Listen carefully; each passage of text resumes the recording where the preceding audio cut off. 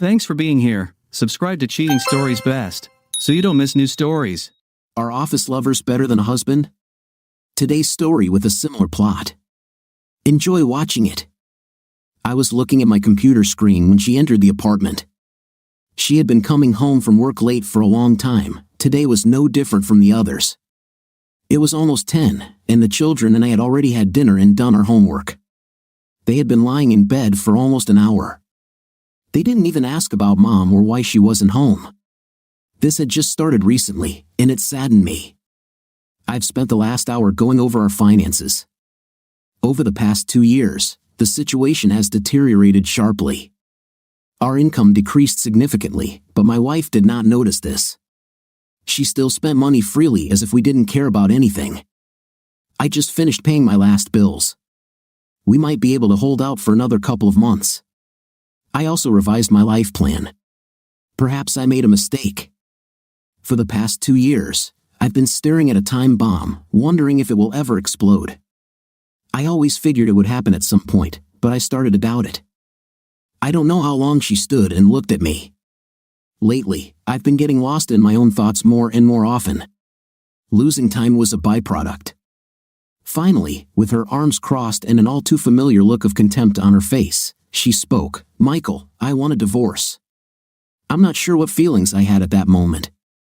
My spirit was so loaded with doubt and self-loathing that I was almost numb to any new emotions. Actually, it wasn't all that funny, but I still tried to suppress my laughter. My wife of 17 years just told me that it's over between us, that everything we've built together will eventually be torn apart. I haven't felt this kind of emotion in a long time, and it almost made me smile. Relief. I looked at her for just a moment, allowing myself to be transported one last time to our happier times. Then I came back to reality. "Fine," I said. I was a better programmer than a manager. Unfortunately, programmers are promoted to project managers, then to department heads, and then to senior management. That's how I ended up as a senior product development manager. It was just a fancy title for a salesman. In fact, I was the most qualified for the position at the time. I created our flagship product line almost single-handedly. I nursed her through her infancy, helped her grow through 6 successive upgrades. I knew our product better than anyone. When clients had questions, I had answers. When our employees had problems, I knew how to solve them. Add in a new haircut and an overpriced suit, and I looked the part. The salary increase and benefits that I received in connection with my promotion did not cause any complaints from me. I would say I was mostly happy with my job, but I loved programming and missed it a lot. In my position, I did not have the opportunity to do this. There were simply too many meetings and phone calls to have the luxury of going back to lines of code. I was forced to watch a new batch of young, bright-eyed guys who were trying to outdo each other with their latest developments. I won't lie, being the boss was worth it, but I always wanted my job responsibilities to be a little different. It was no surprise when I was fired from Chicago Technology Solutions. If I were the boss, I would do the exact same thing. My attendance at meetings had been sporadic at best, and too many deadlines had been missed. At that time, I did not try to get fired, but I didn't really make any attempt to keep my job at CTS. I was depressed for a long time. It took me almost 3 months to get out of my initial depression and try to move on, but this was not crowned with success either. It took me another month to find a way out of the predicament I found myself in, at least one I could live with. I think I would go crazy if I didn't have children. They had a flawless routine that helped me get my life back on a positive track. Breakfast, school, snacks, homework, dinner, and sleep. Breakfast, school, snack, homework, dinner, bed. This was my mantra, and it helped me find my way. I threw myself into my work as a stay-at-home dad. I took over all the housework and taxi duties. The children sincerely rejoiced at my presence in the house. It made me realize that I have some value. I wasn't completely worthless. If my wife sensed these changes in our family dynamic, she never spoke about it. I'm pretty sure she didn't even notice. I met Jennifer Riley at a frat party. I almost decided not to go. I joined the fraternity for the doors it would open after high school, not to attend parties while I was in college. I decided that I would need all the help I could get, My grades were excellent, so it wasn't a concern. However, everything else about me was just average: height, weight, appearance, character. Even my name, Michael, was the most popular name from 1961 to 1988, completely average, to be honest. When I was away from the computer, there was nothing so unique about me. I had several relationships, well, not much. I was pretty good at keeping myself company, even in my senior year of college, until I saw Jennifer Riley. Jennifer was almost as ordinary as I was. I realized that the average woman looks much better. She was a little withdrawn. I watched her for quite some time before I plucked up the courage to speak to her. Our first meeting was short and quiet, but the acquaintance took place over the next few weeks. We met for coffee and studied in the library together. We talked for almost 2 months before our first real date. From that moment on, the most fantastic time in my life began: 15 years of bliss. Our courtship was short, and our engagement even shorter. Shortly after graduating, we got married and moved into our first apartment in Chicago. We took the morning and evening train to and from our first job. We barely made ends meet, but we were together. We had almost everything in common: family stories, dating experiences, common interests, and goals. Where we did not coincide, we merged. If I couldn't do something, Jennifer did it. If she had a flaw, it was one of my strengths. I managed our shared finances better. Jennifer was better able to manage our social and family schedules. We worked together, and our lives began to improve quickly. Over the next few years, we were both promoted several times. Our group of friends expanded significantly. We were able to save money to buy our first home as well as travel and have fun. Our nightlife started out just like our relationship, slowly. We've been holding hands and kissing since our first date. We switched to active petting when we realized that we had an exclusive relationship. Our virginity lasted until the night of our engagement. Since then, our passion has grown along with our shared success. Jennifer quit her job 8 years later when our son Jacob was born. A little over a year later, our daughter Emily was born. Yes, I know their names were the most popular when they were born. It was kind of a family tradition. We bought a 3-bedroom house in the suburbs with room for a dog. We bought a family sedan and a minivan. In general, our life was going well: 2 children, a pet, a house, and 2 cars, totally average. I didn't think I could be happier. I was wrong. My promotion to manager happened shortly after Emily's first birthday. It was almost like a reward for the years of being ignored as one of the middle class and not complaining. Like I said, my new salary was unremarkable, and we weren't complaining. I had a flexible schedule and worked from home most days, coming into the office for staff and management meetings. They say that money can't buy happiness. I believe this is true. But what you can buy is stylish clothes and grooming, better medical care, a new home in a better area, and self-confidence. I went from average to slightly above average. My wife went from average, which I thought was beautiful, to slightly above average, which I thought was damn hot. Our nightlife, which I had always considered good, reached a new level. We traveled more and were able to spend time with our children while saving more and more money for retirement. When Emily started elementary school, Jennifer decided she wanted to go back to work part-time. She quickly found a job she thought she would enjoy at a startup marketing firm. She went to the office when she took the children to school. She would end her day when it was time to pick them up. This was the icing on the cake. We didn't need her salary, so we were able to save it. My projection is that by the time the kids graduate from college, we will be able to retire and live very comfortably. I found out that my wife was cheating on me by accident 3 months before our 15th wedding anniversary. It was my birthday, in fact. I found evidence 2 days before my birthday. I just didn't know it. It took me a few weeks to put everything together. I overlooked the fact that my wife wanted to take a more active role in her new job. This meant she would have to work a few more hours a week. And I would have to pick up the kids from school, but it didn't affect my schedule at all, and I was glad about that. When, after about 3 months, I noticed that she was often distracted, I asked her about it. She replied that she was trying to find herself in the office and was a little stressed. I decided to take on more responsibilities around the house to lighten her load a little. Where our passionate intimate life began to noticeably decline, we talked about it. She said she was getting old and didn't need as much as she used to. Our intimate life picked up steam for a few weeks but then faded away again. I didn't dare talk about it again for fear of a quarrel. I was almost at my breaking point when I discovered the gift. The weather had cooled considerably, and I was looking for one of my sweaters. I took on the duties of a laundress and more than once got confused about which closet my clothes should be put in. I was sorting through sweaters on the shelf of her closet when I saw it behind some old shoe boxes. It was hard not to notice him. The pink box and white ribbon from the lingerie store were unmistakable.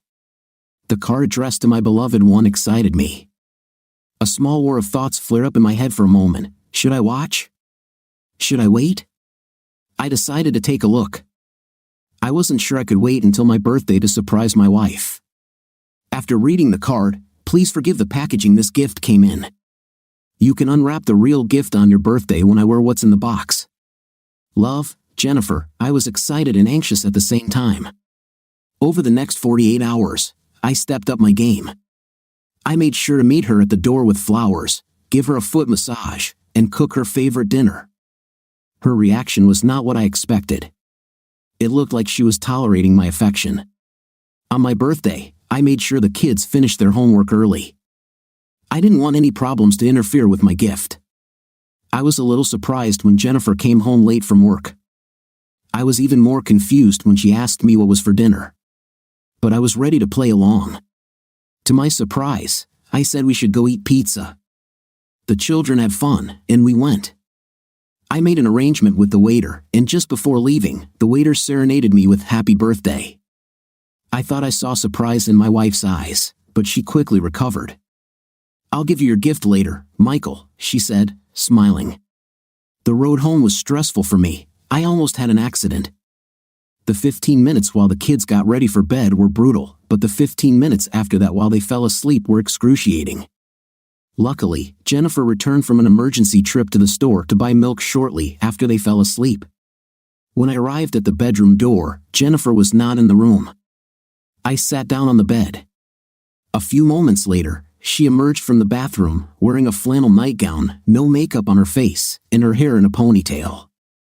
By this point, I was starting to get a little disillusioned with the games. When will I receive my gift? She slid into bed and crawled under the covers. She reached over to turn off the bedroom lamp but stopped. Oops, I almost forgot. She opened a drawer on her nightstand and pulled out a small square box wrapped in the colorful balloon paper we had used for Michael's last birthday and handed it to me. Happy birthday, honey, and that was all. She rolled over, turned off the light, and fell asleep. I was too shocked to even open her gift. The next day, my depression began in full force. I replayed the events of the day over and over again in my head and could not understand what I had done that had so clearly ruined our evening. I was completely confused. I remained in despair for almost 2 weeks. This damn gift almost flashed a pink light at me, announcing my failure. I've heard all these cliches, the husband will be the last to know, etc. I have to be honest and say that I was truly in the dark. The idea of her cheating on me was so foreign that I never once thought it was possible. But that was the first thing that came to my mind when she called home 13 days after my birthday and said that she would be home late. It's Alan's 30th birthday, and his staff is inviting him to a celebration. I might be late. I don't remember answering her or going to the closet in the bedroom, but I do remember looking at the empty space where my gift once stood for longer than I cared to admit. I thought I might be having a heart attack, and for a few moments, I hoped it was true and that I would die soon. Alan Henderson was Jennifer's boss, a smarmy, arrogant advertising executive who was several years younger than both Jennifer and me. I only met him once, but I remember not liking him very much, mainly because he seemed so insincere when he spoke. Emily brought me to my senses. Are you okay, Dad? A few seconds passed before my eyes focused on my daughter, who was hovering over me on the verge of tears. I'm fine, honey. Dad just ate something his stomach didn't like. I'll be out in a minute, I just need to get myself in order. I did eventually get out of the bathroom, although I don't remember much after that. I remember grabbing my dusty bottle of scotch. Judging by the headache the next morning, I knew I had had several glasses. I had no idea when Jennifer came home. When I found her in the kitchen this morning feeding the children, she didn't look like anything unusual had happened. She was just going about her normal business, and only the slight shudder that I saw on her face when she sat down to eat killed all the remaining love in me. It was very subtle, but it was there. I would like to write about how I stood up to my cheating wife, but I didn't. I was simply devastated. It was all I could do to move on, and for several weeks, I didn't get better. I was like a zombie. Every day when I realized that my wife was calmly doing household chores, I felt worse and worse. I thought I had hit rock bottom. It took me the weekend of my 15th wedding anniversary to shake myself up and decide to take action. I probably wouldn't have done anything. I acted like a weakling. I knew it. I wish I could say I was shocked. There's probably some technical psychological terminology for my behavior. If my father were alive, he would simply say that I acted like a weakling. He would be right. It wasn't until my wife announced that she had to go to a work conference that the fog cleared from my thoughts. She won't be around for our anniversary, I thought. I don't know why this mattered to me. It was just another level of disrespect. But it hurt, mostly because she gave no indication that she even knew about the date. After drinking myself into oblivion on the night of our anniversary, I woke up angry. I've reached my limit. I called my lawyer and made an appointment. I was going to end this farce. I was sure that my life couldn't get any worse. I was wrong. The take-no-prisoners attitude with which I walked into the lawyer's office gave way to crushing disbelief. I knew divorce could be difficult. I thought cheating on my wife would work in my favor. Instead, my lawyer punched hole after hole in my case. I had no evidence of cheating. If I had proof, it wouldn't matter. My wife would have the right to divide our property 50-50ths. I had no evidence that my wife was a bad parent. My best hope would be joint custody. The difference in income also worked in my wife's favor. I would pay spousal support and alimony. Most likely, my wife would get primary custody and the right to remain in the house for the benefit of the children. My wife was a cheater, and I was a buffoon. I went from depressed to upset. My wife even asked me about it a few weeks later. "You really don't look good, Michael. Is something bothering you?" "No, darling," at least she pretended to care. And I just wandered through life. Then I was fired. I didn't know it then, but it was the best thing that happened to me. The evening news gave me a glimmer of hope. I watched depressing story after depressing story, and it seemed to fit my mood perfectly. But then this happened. A major employee on the East Coast went bankrupt. Former employees were struggling to get their final paycheck and were worried about their pensions. It seemed to me that some people might be in a worse situation than me. Then the talking head appeared on the screen again with its analysis. The employees will likely win the lawsuit against their former employer, but it will not make a difference. Nothing left, all the money's gone. It didn't take me long to connect the dots and come up with a plan of action. My wife couldn't take what wasn't there. We wouldn't have anything, so we wouldn't share anything. Of course, at the same time, I was screwing myself up, but I was still going to lose half of it. Did I really care about the rest? My plan started out simple enough. I was unemployed and had no intention of looking for a job. I was going to spend our savings until there was nothing left. I admit it was a crazy idea. I didn't even think it would work. But it was something I could grab onto. 2 years is a long time. I was painfully bored when I was alone, which was almost always. I realized that Jennifer truly was the lifeblood of our friend group. When she distanced herself from me, I discovered that I didn't have any truly strong friendships. I was an only child. Both my parents died young, my dad from a heart attack, my mom from cancer. I was really alone for 2 years. My children were the only thing that was right in my life. I enrolled in the executive MBA program. The university was expensive but local. In one go, I spent almost $12,000. I paid cash for a new luxury SUV, $60,000 minus. I fully funded my kids' education savings accounts. This cost another $260,000. I spent thousands on a new wardrobe and began withdrawing more and more cash. Twice a week, I took the kids to school, went to the bank, and drove to the lakeshore. I never gambled with the money. I took with me a few bucks here and there to keep myself entertained. I spent enough to show that I spent the day at the casino, including receipts for lunch, snacks, and parking. The main amount went into a wall safe in her garage, my personal post-divorce war chest in case things go south. My other expensive purchase, complete private surveillance of my wife and her lover. I asked for everything I needed, videos, photographs, daily diary of events. I'm embarrassed to say how much it cost me. You're probably wondering if my wife has noticed any of my spending. I'd say yes, except for the gambling part. I had to tell her about transferring money to the children because I needed her signature on the Guardian accounts. She saw my car and clothes. She never said anything about them.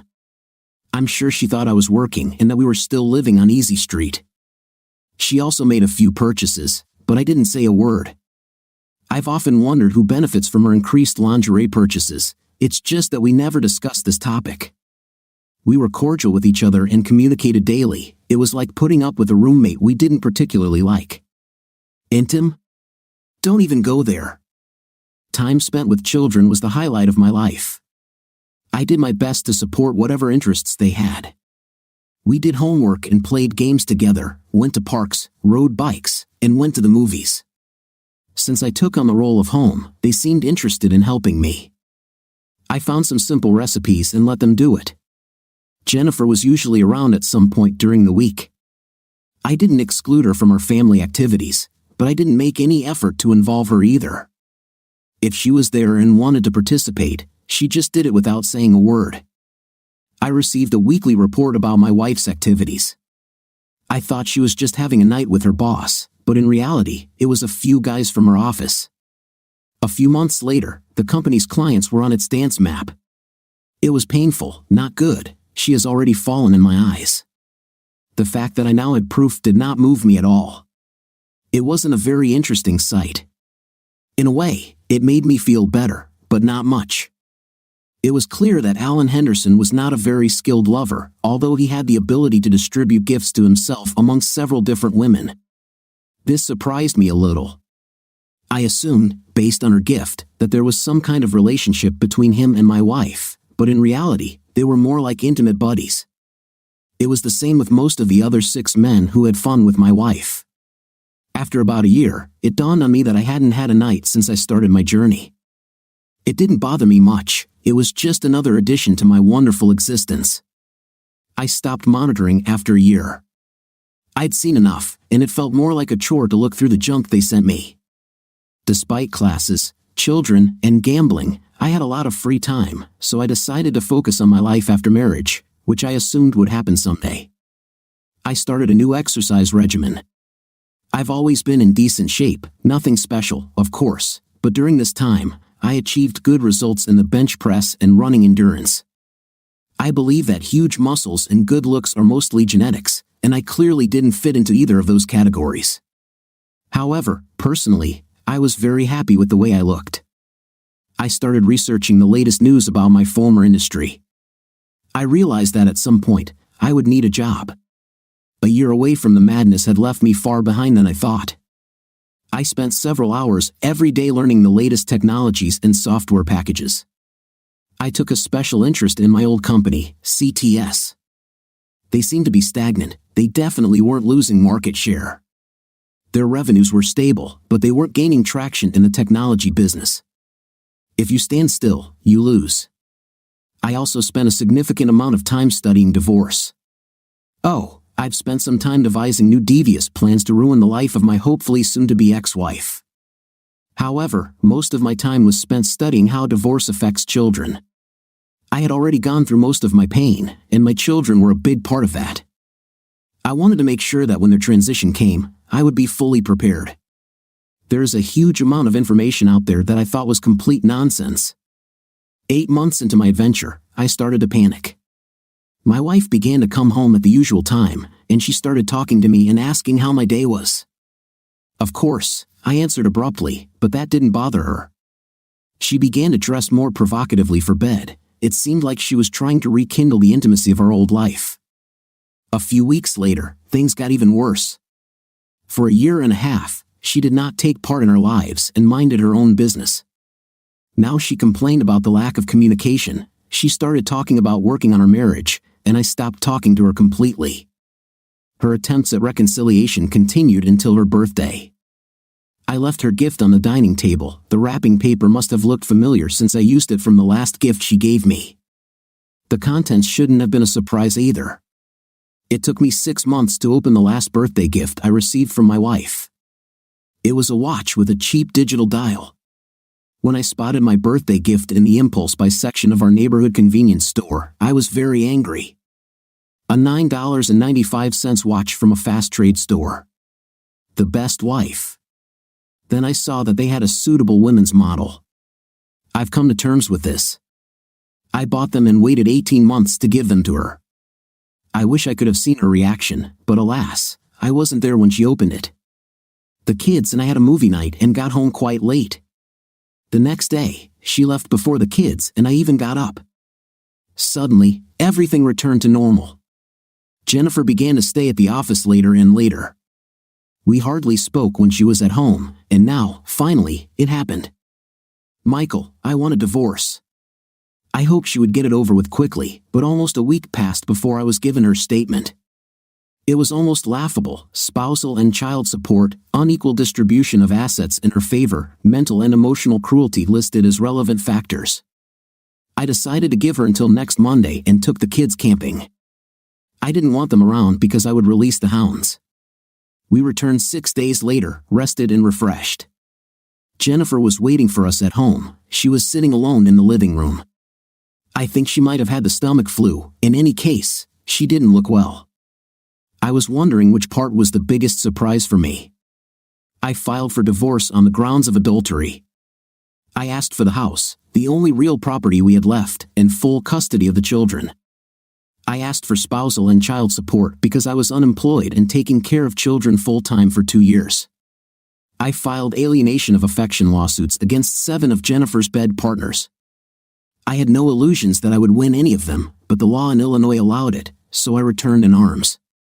I filed civil lawsuits against her employer and the companies of 3 clients who took advantage of my wife. Again, I didn't think I could win, but bad publicity might work in my favor. Finally, I sent Jennifer's Greatest Hits DVD to her parents and best friend so she knew I wouldn't be afraid to use it. She must have known about the evidence I had against her.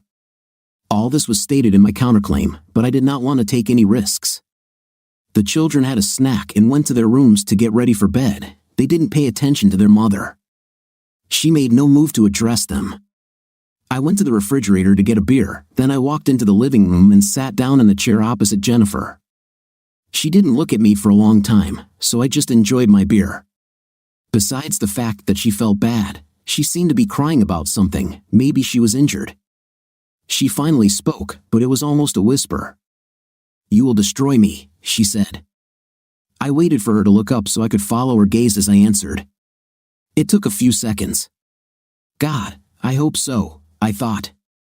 This moment would be more intense when a single tear formed in her eye and then rolled down her cheek. I felt nothing. "Do you hate me that much?" she asked. "Oh no, Jennifer, I don't hate you. Hate takes effort. I can honestly say that I put in absolutely no effort when it comes to you. All my efforts go into taking care of me and my children.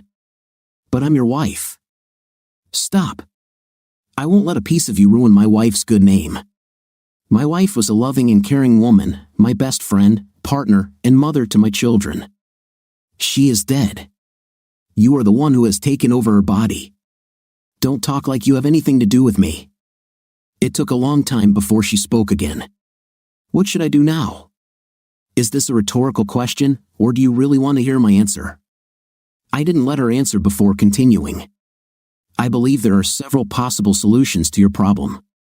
You can go far, far away and try to start a new life. I would choose this option.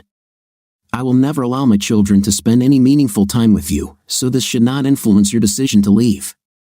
Or I guess you could try staying here, hanging around the city, trying to control myself, but who knows who will hear about your little exploits or who will want to hire someone like you. Maybe you can settle down with some loser who doesn't care what you are like, but what kind of non-entity will this be? Or you can commit suicide. I really hope you don't choose this option. This will prevent me from watching you suffer, but then again, I'm not sure my opinion really matters to you. It definitely didn't matter when you decided to start cheating on me with your boss. I had been dreaming about giving this little speech for months. I should have been glad to be able to say it as I watched what was left of her spirit crumble word by word. I hoped that I would get some kind of satisfaction. Instead, I just felt empty. Life after the divorce was mixed with the lawsuits.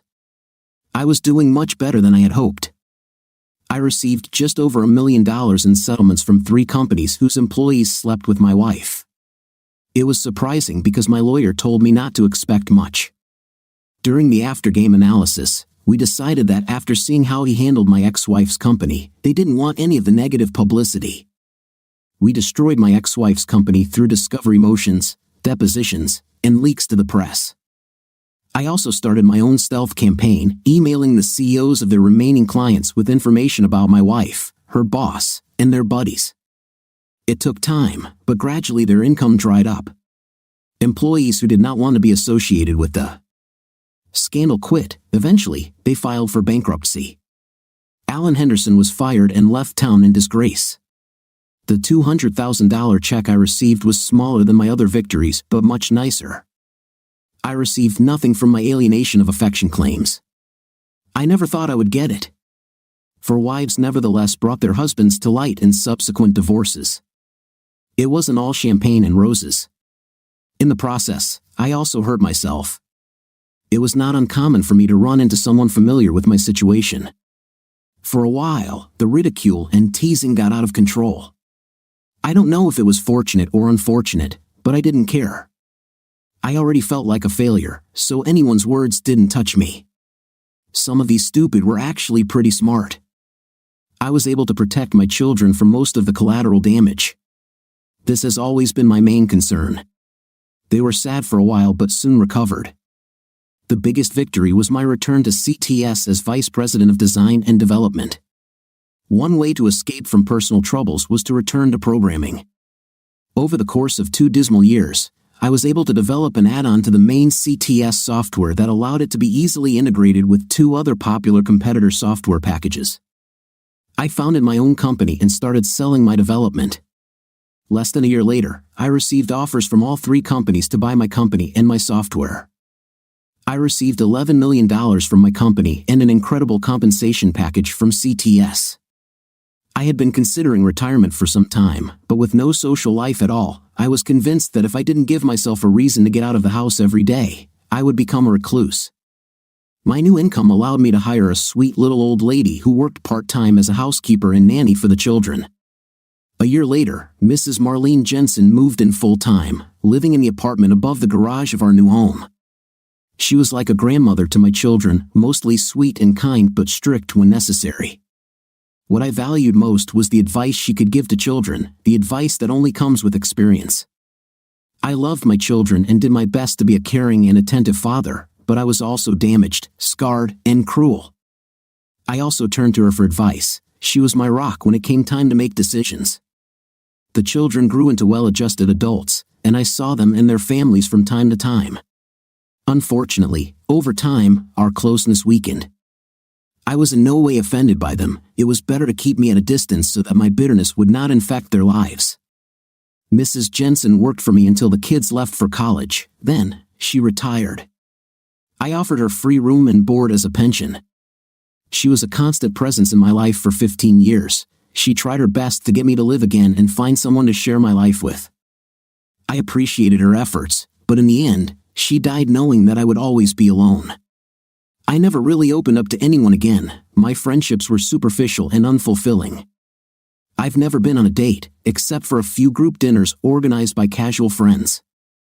I have a well-deserved reputation for being an icy-hearted, merciless person who cannot be contradicted. For the most part, I was avoided, and I blame no one but myself for it. My intimate needs were regulated quite well. My ever-growing wealth allowed me to maintain a constant rotation of call girls. I paid generously for their time and the use of their bodies. Basically, all I did was have a night with them and send them out the door. I really liked one of them. Her name was Candy. I later found out that it was, in fact, Mary Beth. She was a passionate and willing partner. I think I was more than a client to her too, but I could never burden anyone else with my demons, so when I felt she was getting too attached to me, I let her go. If you're wondering what happened to Jennifer, she had a hard life. She tried to talk to me for almost a year. I don't know exactly why she tried. Did she think we could reconcile, or did she hope for a relationship with my children? Maybe. I honestly warned her, but she didn't listen. She tried to stay in Chicago, and I started following her. When she applied for a job, I made sure her work record was always there to greet her. When she started dating, which happened almost immediately, I sent her potential partners packages with wishes so that they knew everything about the woman they were letting into their lives. I didn't care if they wanted to keep her around after they found out the truth, but I didn't want her to be able to reshape history by ignoring it. I had to live with this every day, so it was only fair that she did too. As I said, my ex-wife continued a constant campaign of unanswered phone calls, emails that I never read or responded to, and always kept my email inbox full. I think some sick part of me wanted her to suffer. I believe that at the very beginning, it would have been appropriate to seek professional help. Perhaps it would save part of my soul and allow me to return to a normal life. But in the end, I never went, and as time passed, it seemed too late to do anything. I could have changed my phone number, but I didn't. An assistant could sort my mail, but I always did it myself. I could block her incoming emails. This would prevent me from accidentally opening one of them. It was a stream of apologies that meant nothing, of course. The situation got out of control, of course. She always loved me. Hasn't she suffered enough? I responded with a gift and a simple note. I bought the lingerie I could find at her favorite store and wrapped it neatly in a clean white ribbon that really brought out the pink color of the box. I have attached a beautiful handwritten note. I'm sure she appreciated the symmetry when she opened the card. Addressed to one of her potential suitors, he tried to bring me to justice for tormenting my ex-wife. He showed up on my doorstep full of liquid courage, pushing me back and knocking me over as I opened the front door. It was his mistake. Like I said, I'm nothing special. I didn't do any martial arts or special forces training. I was an ordinary guy. I've never been a violent person. Hell, I've never even been in a fight. But what I had was rage, undiluted, unspent hatred for my wife and her lovers. He was the unfortunate recipient of my exit. In the end, I escaped with a good burn and a broken rib. He was lucky to be alive. He pleaded guilty to misdemeanor assault and trespassing and received probation as a first-time offender. I think the years of reconstructive surgery and rehabilitation made a greater impression on him. Jennifer never tried to contact me again. I stopped following her after another year when she found a full-time job cleaning rooms at a travel hotel in a town about 700 miles away in rural Virginia. The only time I saw her was 16 years later at my daughter's wedding. I know the kids reconnected with Jennifer a few years after graduating from college. I made no attempt to stop them from finding her. The years have not been kind to her. She had gained at least 40 pounds and had deep wrinkles around her lips and other signs of smoking. This was a new trend. Overall, she looked old and haggard. But underneath it all, I still saw the woman I gave my heart to. I didn't feel anything for her, but I saw her. She sat alone in the bridal section near the back of the church. Her interactions with my daughter were brief, cordial but distant. She never tried to talk to me. For the rest of the evening, we did not come closer than 10 meters to each other. She stood on the street and waited for a taxi. When I saw it on her finger, I smiled for the first time in a long time. She may have done a better job than I did, judging by the small gold ring and minuscule diamond on her left ring finger. I walked up to her and looked at her for a few moments. When I raised my eyes to meet her gaze, there was deep sadness in her eyes. "For the record, you ruined my life," I said. I looked down at her left hand, then back into her eyes. "I'm glad you found someone. I hope he makes you happy." I quickly walked to my car. My driver waited. "Careful, good evening, Mr. Smith." "Hope you had a pleasant evening, sir." "Are we going to the club?" "No, Jonathan. Let us go straight back to the house. I think tonight I'd like to be alone." "Of course, sir." As we drove away, I tried my best not to look back, but I caught a short wave of her hand. Goodbye. That was our first story in this video. Let's listen to our next story, which will be no less interesting. Michael Smith was not handsome at first glance. There was nothing remarkable about him, but he was very sweet, handsome, and smart, and he was different from other guys. Our first meeting took place probably on the most terrible night of my student life. My sorority sisters left me in the middle of a frat party to have a night with a couple of weird frat guys. They promised that we would stick together all night, but they jumped at the first chance to fool around with someone from the popular crowd. I spent 2 hours waiting for them, being harassed and groped by a bunch of drunken idiots. When he finally approached me, Michael looked straight into my eyes. He politely introduced himself and made small talk for a few moments. He spoke almost in a whisper, but his eyes did not leave mine. After some time, he left. It was a pleasure talking to you, Jennifer. I'd like to invite you for coffee sometime. Here's my name and phone number if you're interested. Thanks for talking to me. This was the highlight of my semester. I admit I didn't call him. I waited a little over a week before I decided, what the heck? We met over a cup of coffee. He asked me all kinds of questions. I found him very easy to talk to. During the first conversation, I realized what made him unique.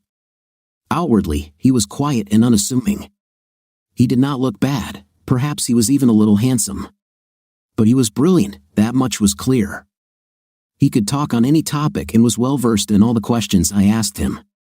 He said he was studying computer science, but obviously, he could have chosen any other major. We started talking about my subjects, especially those with which I had problems, in particular ancient philosophy. I majored in business and advertising. Unfortunately, I put off a few of my least favorite electives and found it a little more difficult than I had hoped. Michael's eyes never left mine, just like when we first met. He looked straight into my eyes the entire time we talked. His motive was clear, he was sincerely interested in me as a person. I was flattered. He suggested studying together in the student union or the library, so 3 days later, we were together again. I wouldn't call it studying, it would be better to call it advanced tutoring. Michael spent 3 hours in the library on Friday night, giving me the help I needed to pass my philosophy exam. When I didn't understand something, he apologized for his teaching methods and tried something different. He was so patient, he never made me feel stupid when I didn't understand something. I could sense his excitement over the phone when I called him to tell him I passed the exam last Tuesday. I could tell he was proud of me. He didn't accept any credit for the help, saying that he was actually being selfish for trying to spend time with me and that it was the most enjoyable time he'd spent on campus. I learned that Michael is not like most other guys. During the week, he was completely focused on his studies. There were no parties, absolutely no drinking, and nothing to distract him. At first, it annoyed me, but it got me interested. Over the next few weeks, we didn't go on what I would call dates, but he called every day just to talk to me and see how I was doing. He left me notes to let me know he was thinking about me. We still met for coffee or in the library, and once or twice had lunch together. When we were together, he kept asking questions about me, my family, my interests, my dreams. If I asked him questions, he was open and honest. One day, I asked him if he was afraid of anything. This was my constant question on dates. I read somewhere in a magazine that this is a good question to understand how much a person trusts you. I was prepared for the typical answers. In the past, they've ranged from nothing to that I'll drop out of college without partying as hard as I should. Michael just sat silently for a minute, staring into space. Then he looked into my eyes and said, "I'm afraid I won't be a good father." I was an only child. My mother and father died when I was in high school, but we were never very close. Before finishing school, I lived with my uncle. He was a big womanizer, and we had very little in common. I think he was relieved when I left for college. I want to get married. I want children, but I have no experience of living in a loving, supportive family. I want to be a good father, but I'm afraid I don't know how. When he fell silent, I think he was looking for some kind of answer. Too much? He asked. No, Michael, not too much. Just enough. About 4 weeks into our relationship, Michael asked me if I was open on Saturday. I said yes, and he said he would stop by the sorority at lunchtime. The days leading up to that Saturday were strange. I kept asking Michael what he was planning, but he didn't tell me. My sisters in my sorority smiled at me and whispered to me. I was on edge. When he finally showed up, he was dressed in burgundy and sky blue. 3 brothers from his fraternity were dressed similarly and carried a large refrigerator and 2 huge heated trays of food. Michael had a DVD in one hand, a West Ham shirt in the other for me, and a big smile on his face. He asked me to show him the large room of the house. As we turned the corner, most of the house was dressed in West Ham colors and started chanting. I was shocked. One day, for maybe 30 seconds, I complained about missing my family's trip to England. I had a distant cousin who was part of the West Ham United club team, and my family planned a trip to London to watch him play. Unfortunately, the trip came during a very important test week for me, and I was unable to go. I was very disappointed and shared this with Michael. He asked a friend at a local sports bar to record a West Ham game from satellite. He learned the team chants, taught them to his friends and my sorority sisters, and followed the game so he knew when to start them. He and his friends brought several cases of English ale and cooked fish and chips while the game was going on. We sang, drank, and cheered. At the 72nd minute, he silenced everyone and told me to pay attention to the screen. I was able to see my cousin score his first Premier League goal, delayed of course. No one else in my family could repeat this. It was the nicest thing anyone has ever done for me. When it was all over, he and his friends cleaned up after themselves and hit the road. Michael said he would call me later. I was left alone to fend off teasing about the dreamy look in my eyes. It was worth it. Our phone calls, notes, and coffee continued for a couple of weeks until one day while sipping a latte, I noticed that he seemed extremely nervous. Is everything okay, Michael? What? Oh, yes, certainly. I just wanted to ask if you have any plans for Friday night, and if you're free, would you like to have dinner with me? Well, like a date with me on Friday? I'd love to have dinner with you, Michael. The look of relief on his face was amazing. It quickly gave way to one of the biggest smiles I've ever seen. It was on his face as he finished his coffee, as we walked out the door, and as he turned to give me one last wave as he walked to class. I could see it almost a block away. From that moment on, everything became a perfect whirlwind of love, romance, and friendship. I did better at school than ever. I had more fun than I ever had in my life. People treated me differently too. I was more comfortable being myself, the woman Michael loved, and I think people were attracted to that. I will say that being around Michael was like getting a daily ego vitamin. He may have always underestimated himself, but he was never shy about describing me in glowing terms. In fact, it was probably just the opposite. Michael was a fairly nice guy who was fit, if not a little athletic. He was always well-groomed, bordering on stylish. He was pleasant to talk to and popular, but was a little shy with new people. I can say without a doubt that he was always the smartest person in the room, including the professors, and everyone knew it. But with a laid-back demeanor, he avoided the spotlight to spend time with me. He often told me that he was an ordinary guy who won the lottery when he met me. I would describe myself as pretty, my friends described me as pretty, my family described me as cute. I've always been a little self-conscious about my appearance and my body. It was hard not to. Some of my sorority sisters were gorgeous with model looks and bikini bodies to match. But it was hard not to feel like I had something special looking at myself through Michael's eyes. I can say that the longer I was with Michael, the more valuable I felt. I was over the moon when it was time for graduation. One of the stupid end-of-the-year rituals in sororities was playing at being a potential husband. Being one of the few sisters who didn't have a long-term boyfriend, I could never be a part of it. For a large group of graduates, this was a favorite event, and it always attracted many guests. Everything was quite simple. Each sister, alone, spoke to the assembled graduates and could give a positive or negative example of the other sister's boyfriend during the previous year. The winner was the sister whose boyfriend received the most positive feedback. I can't say I was completely shocked by the result, but I was a little shocked. For the first time in the 29-year history of this event, my Michael received all positive reviews, one from each sister. I had never felt so proud and was a little disappointed that, as per tradition, I would not be able to tell him about his victory. 3 days later, I finally found a way to reward him. The day after graduation, Michael drove me home. I was from Chicago, and Michael was offered a job there. We spent 4 hours on the road, holding hands and talking. We stopped for a quick breakfast and a kiss. We arrived at my childhood home just before lunch. Michael spent the next 2 hours charming my parents. I was a little surprised when he asked if he could buy my dad a beer. They left before I could protest. My mother smiled through misty eyes. "Oh, Jennifer, this one is a keeper, trust me." "Mom, I know." Michael and Dad smiled and laughed all the way to the front door. When they finally returned 2 hours later, Michael told me he would come back for dinner after he checked into the hotel. He said a quick goodbye to my parents and left. Finally, he told me that he asked my father for permission to marry me. I will never forget that evening, it was magical.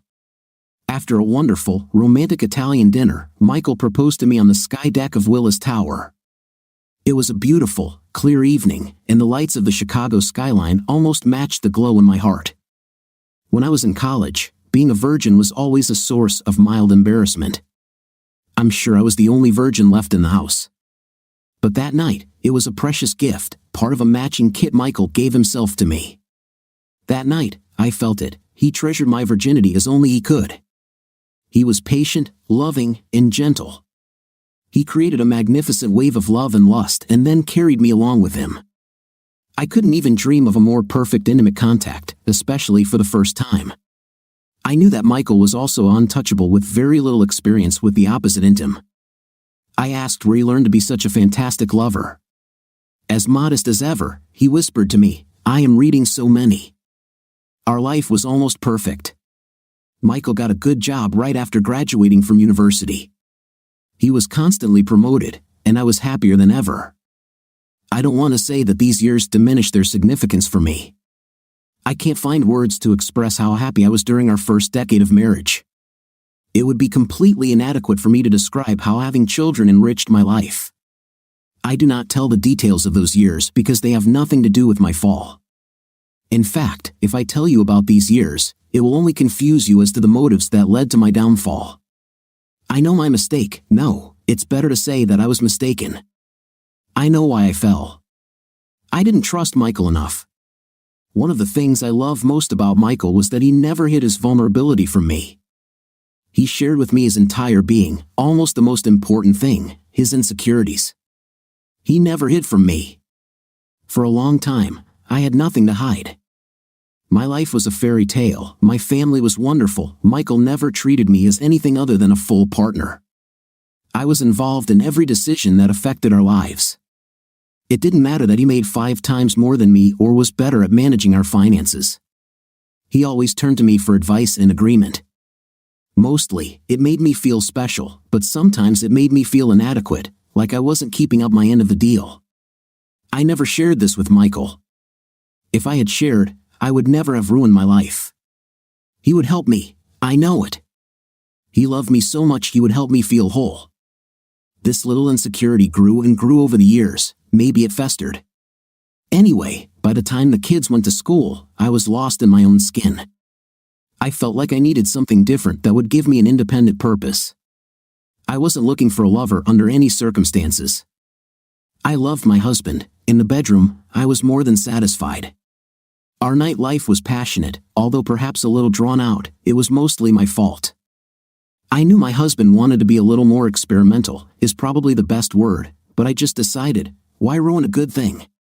No, I wanted to feel equal, not just to be treated as an equal, so I found a job and announced that I was taking it. I had everything thought out. I was fully prepared to stand up for my reasons for wanting the job. Our argument lasted 4 seconds. "I think that sounds great, Jennifer. Whatever makes you happy," was his response. And it worked. I solved my problem all by myself. I didn't need help. The sheer vanity of my thoughts in those first few months made me sick afterwards, but at the time, it was exciting. I felt like an independent, confident woman capable of fighting the world. The mood in our office could be described as flirting. At worst, it could be called a den of debauchery. My colleagues, both men and women, were young, bold, and energetic. There were several official affairs between employees. To an outside observer, their intimates seemed to give them strength. There was no relationship, just night for intimate's sake. No one hid it or thought there was anything bad about it. My boss was probably the worst of them all. Alan Henderson was a pretty nice guy, although not exactly my type. People always made fun of him, saying that he couldn't keep a girl and congratulating him on his latest conquest. I didn't jump into bed with the first guy who hit on me. In fact, I blew him off hard. But it made me wonder if Michael and I were missing something in our nightlife. Our group of friends was pretty reserved when it came to intim. There was no conversation in our area that even came close to the daily barrage I heard in the office. After our first Christmas party as a group, when I introduced Alan to Michael, my life changed forever. I could tell they didn't like each other, even though they pretended to get along great. I stopped talking to Michael about my work and never mentioned Alan. I could tell my job and boss were bothering him. After that night, I noticed that everything had changed in the office. Alan started paying me a lot of attention, praising my work in front of people and asking how I was doing.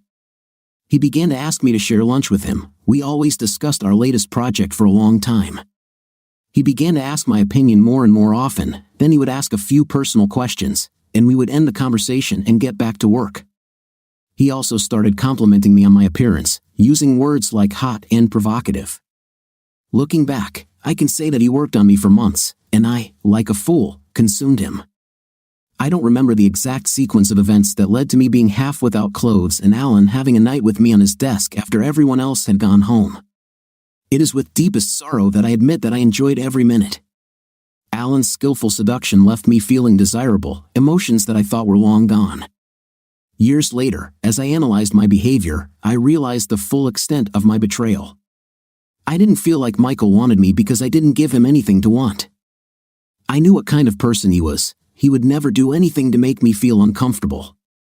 I was his true partner and cherished lover, not his buddy. But he was very insightful. The slightest hint from me would be enough. Any hint that I wanted something different would have drastic consequences. A painful analysis of my married life showed that Michael was cautiously probing for any opportunity to intensify our nightlife, and I was ignoring him. I'm terribly ashamed to admit that I did all this and more for Alan. I was his toy, and I liked it. I was too deep into my relationship with Alan before I realized the truth. He treated me the way I deserved it. It was painful. The contrast with Michael was striking and changed my thinking almost immediately. Alan didn't love me, and I was making a terrible mistake. I told Alan that our romance was over. The next day, he laughed at me and pushed me out of his office. The package was on my desk when I returned from lunch, along with a note to be at Alan's office at 5:30 p.m. The contents of the package guaranteed my execution. The pictures of Alan with me in various positions during love kept me glued to him and the hell that my life would become for the next year and a half and beyond. Having a NJGHT with my two coworkers who were waiting for me in Alan's office felt good compared to the other things I was forced to do during those 18 months. Let me just say that I was the company's toy, and Alan was my boss, and I hated him almost as much as I hated myself. I found the solution that had eluded me for so long: courage. I told Alan, I've had enough. I don't care who he shows the photos to. He just laughed, and it was over. I felt so stupid. I must say that when I woke up from my nightmare, I was surprised by the state of our house. Michael and the kids seemed to get along just fine without me. Deep down, I thought they would struggle when they were forced to face the kind of neglect I had forced upon them, but everything was exactly the opposite. It seemed like I wasn't needed at all. Michael clearly remained on top of his game. He had a new car, new clothes, and he looked like a completely successful leader. I felt terrible when I realized how long I had ignored my family. I decided that right now I would dedicate my life to them and do everything possible to make amends for my betrayal. But a distance arose between us that did not exist before. I often wonder how long it lasted. Michael never raised his voice to me, we never quarreled, but he treated me like an uninvited guest. I decided that I needed to take full action. I tried to seduce him, beautifully lingerie, hints, nothing helped. He barely touched me. A few months later, I looked at the state of our marriage. No nightlife, no intimacy, no communication. I decided that I couldn't live like this. I suggested marriage counseling, then Michael stopped talking to me. I don't just mean that he didn't trust me, he just stopped talking. Not a word for weeks. I was on edge when my birthday came. I allowed myself to feel a little nervous. After all, he couldn't ignore me on my birthday. God, how wrong I was. I came home from work ready to see what my family had planned, only to find the house empty. Only a small wrapped box on the dining table was the only thing in its place. I knew what it was even before I opened it. A few years earlier, I forgot Michael's birthday. In a panic, I found an inexpensive watch in a store on the next street. I intended to correct my mistake later, but I never got my act together and eventually forgot about it. My gift was a mistake, but his gift was calculated. By the time I went to bed, I was furious. Keeping my kids away from me on my birthday was just cruel. I couldn't believe he could do this to me, and a gift, this is already crossing all boundaries. I should have realized that something was terribly wrong. The symbolism should have been enough. Michael was not an evil person. He was the most gentle, caring, and loving person I have ever met. If I hadn't been so clouded with anger over that damn gift, I could have saved my marriage. If I had confessed my sins and asked for forgiveness, perhaps there would have been hope. Unfortunately, at that moment, I stopped thinking about working on my marriage and started thinking about divorce. I was sad, but I was determined. It took me several weeks to work out all the details with a lawyer. I told her about how Michael was distant and even cruel, how he kept the kids away from me, how he ignored my requests to go to counseling, how he stopped talking to me. My lawyer attacked my comments. She said I would be well compensated. We reviewed the claim. I felt like I was doing what was fair, but also standing up for what I needed to live a normal life. All that remained was to deliver the bad news. I stood silently in the doorway of the office and looked at the man who had once been my husband, my soulmate. He looked like the same person, but it wasn't him. Finally, I've had enough, Michael. I want a divorce. There was a long silence, but I did not see any emotion on his face. It seemed to me that he smiled, but most likely he was just in shock. He must have been shocked because his reaction was not what I expected. No shouting, no questions. Fine, that's all. The following Friday, he was served with my divorce petition. This weekend, Michael was in a better mood, but if he tried to make amends, it was already too late. I was not in the mood for reconciliation. He even said goodbye to me at the door when I left for work on Monday morning. Too little, too late, I thought. When I arrived at the office, I realized that there was a big problem, but I had no idea what it was. My boss, the president of our company, and our corporate lawyer were arguing in the conference room. Fists stuffed with papers were waved around. I was so busy watching the hysteria that I did not notice the man who was waiting for me near my workplace. He scared me when he spoke. Jennifer Smith, yes, you've been served. The man handed me a massive envelope, took a photo of me, and left. I didn't even have a chance to sit down, let alone look at the contents of the envelope. As soon as the man left, a security guard and an HR manager stood in front of me. Mrs. Smith, you have been suspended pending an investigation into allegations of inappropriate behavior in the workplace. Please gather your personal belongings and leave the building, she said. It was humiliating to pack my things while my colleagues looked on. It was even worse when I was escorted out of the building. I had no idea what was going on. I'd barely left the parking lot when my phone rang. It was my lawyer. I didn't even have time to say hello before she started scolding me. Hiding important information and making me look like an idiot were the only phrases that made sense. I drove home in silence. The house was empty again when I arrived. I had no idea what hell I had unleashed until I finally calmed down enough to remember the envelope. Michael's counterpetition was devastating. Almost all of my extramarital affairs were documented there. There was no money. He spent almost all of our savings. What struck me most was the word adultery. I thought my life couldn't get any worse. Then, I tried to call my parents. I needed support. My father called me an idiot and hung up on me. He didn't need to tell me why he thought that way. I knew. The next 7 days were the loneliest days of my life, but years from now, I will remember them fondly as good days. Michael left a note, which I found later, saying that he had taken the kids camping and would be back on Sunday. That first evening, my oldest friend, Rebecca, called around 7 o'clock to check on me.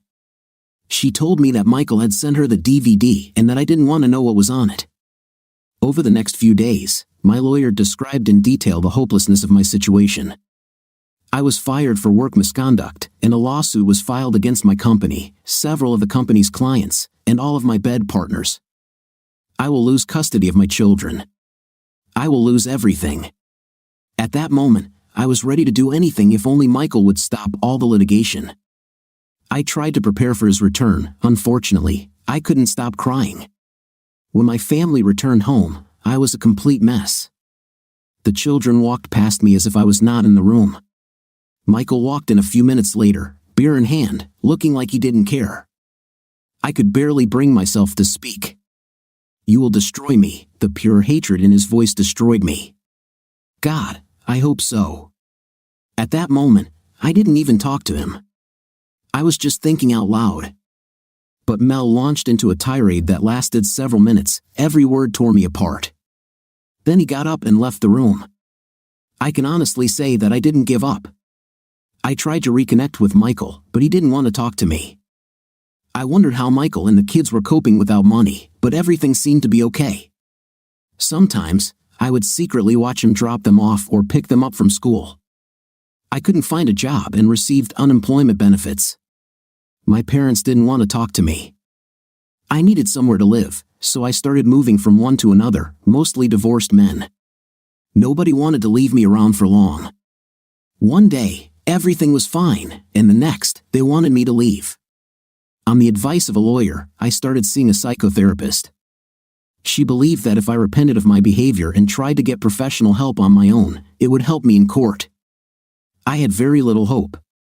I managed to work through some points, most of which I shared with you. But the best advice from my therapist came towards the end of our sessions. She advised us to run far, far away. I don't know why the realization that he knew about my willing betrayal was so much worse, but that's how it was. I cried strongly at that time. I was living with a friend of a friend, a decent guy named Robert, I think. He had plans to make our relationship more than just neighbors. When he came into the room to find out what happened, I realized that he had been drinking. When he saw the package, he was furious and walked out the door before I could stop him. I became concerned when a few hours later, Robert wasn't home. I should have. The nurses at the hospital were tight-lipped on details, but knew most of the story. Obviously, Robert came into conflict with Michael. Michael almost beat him to death. His face was disfigured, he suffered a concussion, several internal injuries, and a shattered left femur. I was terrified. My problems were now infecting the people around me. At the next session, I told this story to my therapist. She started asking me questions about my life. I told her everything I knew. He was an only child and had no family. He was orphaned as a teenager. I talked about our young love, about his devotion to me and the children. I told her about his actions for 2 years when he should have known about my infidelity and subsequent behavior. And I told her what Michael did to Robert. When I finished, she looked scared. "You must run away from here as far as possible. Leave him alone, don't call him, don't write to him, don't let him know where you are. There is no hope for reconciliation, don't even try. Move on with your life. If you push him, the most likely result will be that he will kill you. Your actions clearly broke a person with a fragile mind. All his life, he suffered disappointment after disappointment. He will never forgive you, he will never forget. Run." And I ran away. I ran away from the memories of my perfect life to a shitty college town in Virginia, where I found an even shittier job. A few years later, I found a man who could tolerate me and ignore my past. The best thing I can say about it is that it didn't stink or hit me. There was no love between us, only friendship. I'm sure this was part of my punishment. My kids reached out to me as they got older, just to say hello and let me know they were alive and knew I was too. They never asked to see me or play any significant role in their lives. Michael, well, he thrived without me. I followed his news as best I could. He was always a superstar in the software industry, and he had a huge fortune to prove it. Nothing special was written about his personal life. I saw him one more time at my daughter's wedding. I was surprised that I was invited. He looked fantastic. He looked like the man who owned my heart and whom I betrayed. I admit I was a little scared when he approached me for one last gloat.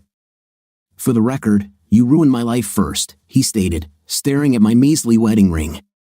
At that moment, I regretted putting it on my finger. "I'm glad you found someone. I hope he makes you happy," he continued, and then he left. Subscribe to our channel so that your second half doesn't cheat on you. And go ahead and listen to the next story because this story is nothing compared to the next one. If you're under 18, don't even think about listening to the next one. What do you think of our stories today? As for me, the wife was wrong once again, and did wrong, because cheating for many years is not normal, and cheating in general is not normal. What's your opinion? Write your opinion in the comments. See you in the next video.